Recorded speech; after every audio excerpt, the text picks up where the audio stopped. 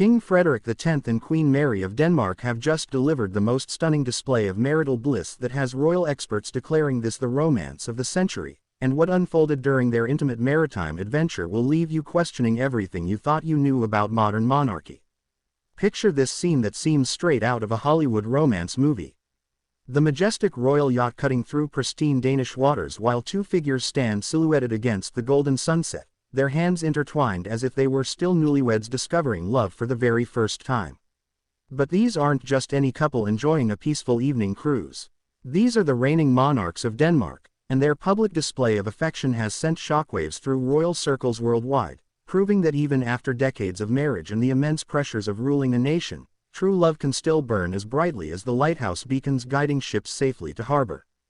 The transformation of this royal couple has been nothing short of extraordinary to witness. From their early days as Crown Prince Frederik and Crown Princess Mary, navigating the complex world of royal protocol and public scrutiny, to their recent ascension to the throne following Queen Margrethe's historic abdication, Frederik and Mary have consistently defied expectations about what a modern royal marriage should look like. Their recent cruise adventure has provided the most compelling evidence yet that their relationship isn't just surviving the intense spotlight of sovereignty but is actually thriving in ways that have royal biographers scrambling to rewrite their assessments of contemporary monarchy. The intimate moments captured during their maritime getaway reveal a couple who have mastered the delicate art of balancing public duty with private devotion. Royal photographers and maritime observers who witnessed their cruise firsthand describe scenes that would make even the most cynical royal watchers believe in fairy tale endings. Queen Mary, radiant in flowing fabrics that caught the sea breeze like poetry in motion, was seen laughing with abandon at something King Frederik whispered in her ear, her genuine joy illuminating her features in a way that reminded everyone why she captured the heart of Denmark's future king all those years ago during their chance meeting in Sydney. King Frederik, meanwhile, displayed a tenderness and attentiveness that royal protocol rarely allows the public to witness. Gone was the formal stiffness that often accompanies official royal engagements, replaced instead by the relaxed demeanor of a man completely comfortable in his own skin and utterly devoted to the woman by his side. Observers noted how he would instinctively reach for Mary's hand during moments of contemplation, how his eyes would seek hers across the deck during conversations with crew members, and how his entire posture would shift toward her like a sunflower following the sun's path across the sky. The cruise itself was a masterclass in understated luxury and romantic timing. Rather than choosing one of the grand royal yachts that typically host state functions and diplomatic gatherings, Frederik and Mary opted for a more intimate vessel that allowed for the kind of close quarters and shared experiences that nurture deep emotional connections. The timing of their getaway, carefully orchestrated between official royal duties and public engagements, demonstrated their commitment to prioritizing their relationship even as they navigate the demanding schedule of modern monarchs. What makes this romantic cruise even more remarkable is the context in which it's occurring. The Danish royal family has undergone tremendous change in recent months, with Queen Margrethe's surprising announcement of her abdication sending ripples through European monarchy circles and placing unprecedented responsibility on Frederik and Mary's shoulders. Many royal experts predicted that the stress of assuming the crown would strain their marriage, as has historically been the case with many royal couples who find themselves thrust into the ultimate positions of power and public scrutiny. Instead, Frederik and Mary seem to have used this transition as an opportunity to strengthen their bond and reaffirm their commitment to facing whatever challenges lie ahead as a united front.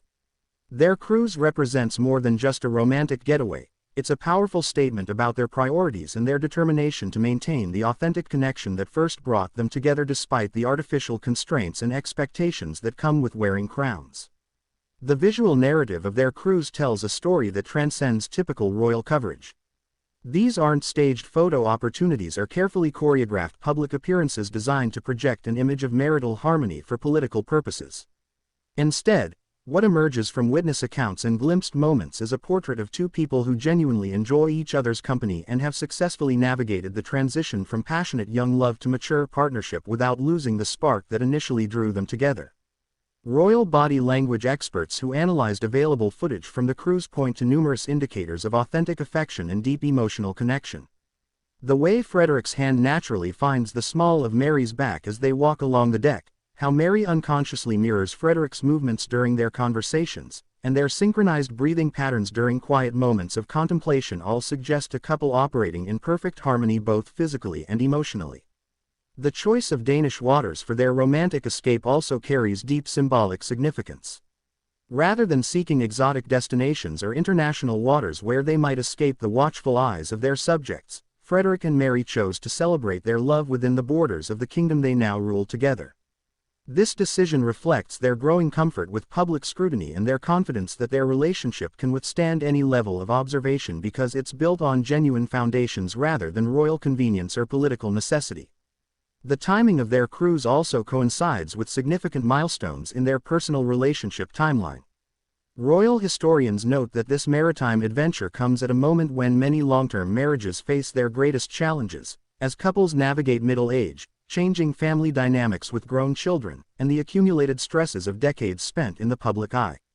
Yet Frederik and Mary appear to be entering what relationship experts describe as a Renaissance period, where couples who have successfully weathered early storms discover new depths of appreciation and attraction for each other. Their 4 children, Crown Prince Christian, Princess Isabella, and twins Prince Vincent and Princess Josephine, have all reached ages where they require less constant parental supervision, allowing Frederik and Mary to rediscover aspects of their relationship that may have taken a backseat during the intensive years of raising young royals while fulfilling increasing official duties. The cruise represents a celebration of this new phase of their lives, where they can focus more intensively on each other while still maintaining their dedication to their family and their country. The impact of their romantic display extends far beyond personal satisfaction or public relations benefits. In an era where royal marriages are often viewed with cynicism and where divorce rates among European nobility continue to climb, Frederik and Mary's obvious happiness provides a beacon of hope for the institution of monarchy itself. Their example suggests that it's possible to maintain authentic human connections even within the artificial constraints of royal protocol and public expectation. The couple's approach to balancing intimacy with public duty offers valuable insights for other royal couples struggling with similar challenges. Rather than compartmentalizing their relationship into separate public and private spheres, Frederik and Mary have found ways to integrate their genuine affection into their public personas without compromising either their effectiveness as monarchs or their authenticity as a couple. Their cruise also highlights the evolution of modern monarchy toward more relatable and humanized leadership styles. Previous generations of royals were expected to maintain emotional distance and formal dignity at all times, presenting themselves as elevated figures removed from common human experiences. Frederik and Mary's willingness to display genuine affection and joy suggests a new model of royal leadership that connects with subjects through shared humanity rather than maintaining artificial separation through ceremonial formality. The reaction from Danish citizens to reports of their king and queen's romantic cruise has been overwhelmingly positive, with many expressing pride that their monarchs clearly love and respect each other. This public approval reflects broader cultural shifts toward valuing authentic relationships and emotional intelligence in leadership positions, suggesting that Frederik and Mary's approach aligns perfectly with contemporary expectations about what effective monarchy should look like. International royal watchers have taken particular notice of how Frederik and Mary's relationship dynamic differs from other European royal couples. While many royal marriages appear to function as successful partnerships built on mutual respect and shared duty, Frederik and Mary consistently display the kind of obvious delight in each other's company that suggests their relationship transcends mere compatibility or political alliance. The cruise adventure also showcases Mary's remarkable transformation from Australian commoner to confident queen consort. Her natural grace and evident happiness during the maritime getaway demonstrate how completely she has embraced her role while maintaining the authentic personality that first attracted Frederik during their Sydney meeting. The ease with which she navigates both intimate moments and public interactions during the cruise reflects years of personal growth and adaptation to royal life. Frederik's behavior during the cruise reveals a man who has successfully integrated his roles as king, husband, and father without allowing any single identity to overwhelm the others. His obvious devotion to Mary doesn't diminish his authority as a monarch but rather enhances his credibility as a leader who understands the importance of strong personal relationships in creating stable foundations for effective governance. The couple's choice to share glimpses of their romantic cruise with the public, whether through official channels or simply by not hiding their affection during observable moments, reflects a sophisticated understanding of modern media and public relations. Rather than maintaining rigid privacy that might fuel speculation or create distance with their subjects, they've chosen selective transparency that satisfies public curiosity while preserving the essential intimacy of their relationship. Their cruise represents a masterclass in modern royal communication, demonstrating how authentic emotion and genuine affection can serve royal purposes more effectively than artificial formality or calculated public displays. The natural chemistry between Frederik and Mary during their maritime adventure creates more positive publicity and public goodwill than any professionally designed campaign could achieve. The broader implications of their romantic cruise extend to questions about the future of European monarchy and whether traditional institutions can adapt successfully to contemporary values and expectations. Frederik and Mary's example suggests that monarchy can remain relevant and respected by embracing human authenticity while maintaining the dignity and service orientation that justify royal institutions in democratic societies. As their cruise draws to its conclusion and they prepare to return to the demanding schedule of royal duties and public engagements, Frederik and Mary have provided their subjects and royal watchers worldwide with a powerful reminder that love, genuine affection, and mutual respect remain the strongest foundations for any partnership, whether it involves ruling a kingdom or simply building a life together.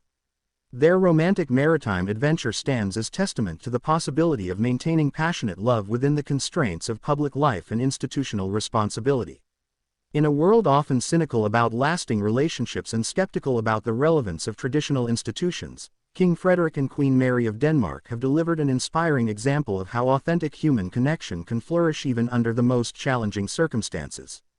The image of Denmark's royal couple silhouetted against the sunset during their romantic cruise will undoubtedly become an iconic representation of modern monarchy at its most appealing and relatable.